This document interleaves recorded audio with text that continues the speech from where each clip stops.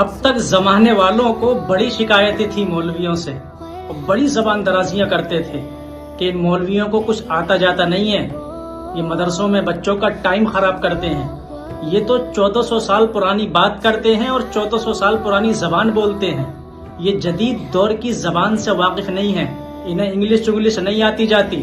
لیکن سچائی یہ ہے، اور کروڑوں لوگوں نے اس سچائی کو کھلی آنکھوں دیکھا ہے کہ جب مدرسے میں پڑھنے والے ایک طالب علم نے جب انگلش بولی ہے تو جاوید اختر جیسی چیز بھی اس انگلش کو نہیں سمجھ پائی اور وہ آئیں بائیں شائیں کرنے لگا۔ آپ ذرا دیکھیے اس ویڈیو کو۔ آپ یہ بتائیں کہ آپ انفینٹ ریگریس آف کازز کو پاسبل مانتے ہیں یا نیسیسری بینگ کے ایگزسٹنس کو صحیح سمجھتے ہیں؟ چونکہ دو ہی آپشن ہو سکتا ہے، آپ یہ بتائیں۔